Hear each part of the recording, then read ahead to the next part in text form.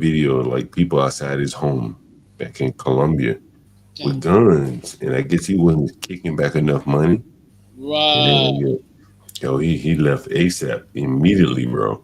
You know, back That to that, Colombia there. Hmm? that's the drawback because back home they're relying on you, and the moment if you're like like a couple of hundred or penny short, they're like, this N word is like he failed us, kill him. Yeah. God damn. So my Yo, father, you my got a question on the screen here. Someone, Damon Nixon, he has a question for you. yes sir. He said, let me Google. So Africans, what are relying on the money here?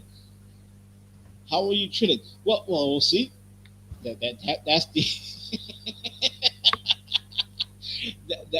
that's the conundrum. So you chill as long as the money stops rolling in, and then you get violent, and then you activate. So my father was looking after his people for like goddamn 30 years, and then as soon as he started getting old and the money was kind of getting a bit slow coming in, they told him, hey, where's the monthly payment? He's like, oh, I'm running a bit dry. They're like, yo, if you don't send the regular money, the next time we see you in Somalia, your neck is on the line. And guess what, Mr. Gold? My father never went back. And till this day, he tells me, Fanta, you carry my name. So if you go back home, you will have to take the heat for me. So Mr. Gold, I have to take my father's heat if I go back. You understand? So you just not go back? Do you Yeah, not go back?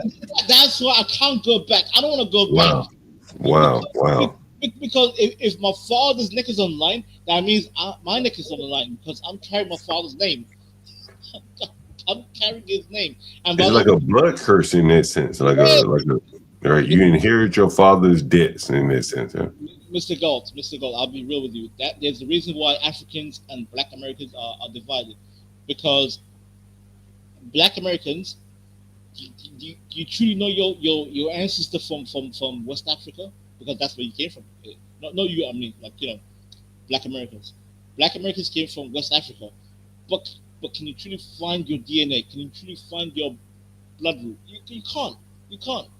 It's too late. It's too divided. Mm. However, for me, my father literally physically he literally physically beat me up to learn my bloodline, like to learn my bloodline, physical pain to learn.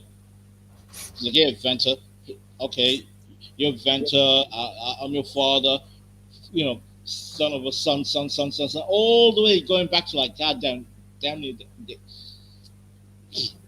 1,000 years back, yeah, like 100 centuries. So goats, what's the goats? There's a reason why African Americans are divided because Africans know their history. African Americans, your history is slavery. But do you know your bloodline pre slavery? Do you know who you were before you were taken from Africa? No. Man, I'm gonna tell you a funny story, bro. I'm gonna tell you a real funny story. And maybe it's not that funny, but it is very interesting. I thought about it long and hard over the years.